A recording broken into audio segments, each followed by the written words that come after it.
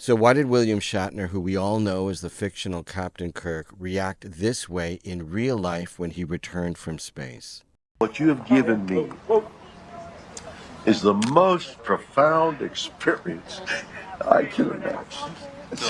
I'm so filled with emotion about what just happened. It's extraordinary, extraordinary. So just in case you think that he was overcome by emotion at witnessing the grandeur and majesty of the universe, why did he go on to write, "My trip to space was supposed to be a celebration, but instead it felt like a funeral"? So what does this have to do with interdependence in the first place? So in this video and the next, I'm going to explore William Shatner's reaction through the lens of the overview effect, and how the overview effect gives us a real, tangible experience of what interdependence actually means, and what the outcome for that is, how transformational it can be. So there's a difference when it comes to interdependence and interconnection between kind of logically getting it and saying, oh, isn't that a nice idea? We're all interconnected, and actually having a visceral experience that really moves you often to tears, and certainly moves you to want to act on it, to want to do something to help other people. One group of people who regularly have this kind of transformative experience of interdependence and interconnection are people who go into space. Experience has been called the overview effect. That was coined by Frank White in the 1980s after a long series of interviews with astronauts on just this very topic.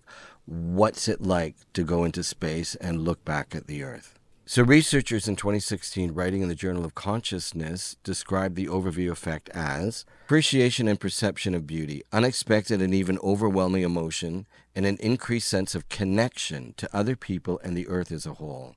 So it's like this: those who go into space, many of them, when they see the Earth in one particular moment, don't see just the Earth, but they spontaneously have an experience of seeing us as humans living completely interdependently with the Earth. That is to say, that we depend 100% for our life on this beautiful, fragile blue planet.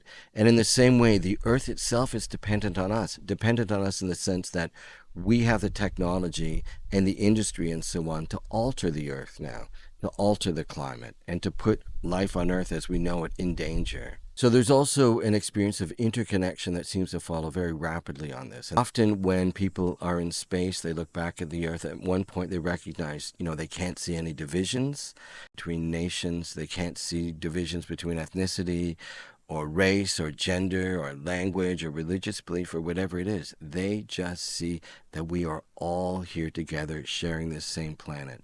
And out of that often comes a moment of sadness, right? The sadness of why do we allow ourselves to be divided the way we do when there's so much that we have in common?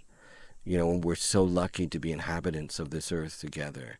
And then out of that sadness comes compassion. And often that compassion is expressed when they return to Earth by wanting to educate those of us who haven't been there and who will never be there about our profound interconnection and interdependence. In the next video, I'm going to really take a deep dive then into William Shatner's response to being in space, because he's so articulate, he's such a compelling figure, and he really brings out this stark reality of our interdependence on this planet and our interconnection with one another, and really what the stakes are for us and why it's so important for us to really try to recognize this.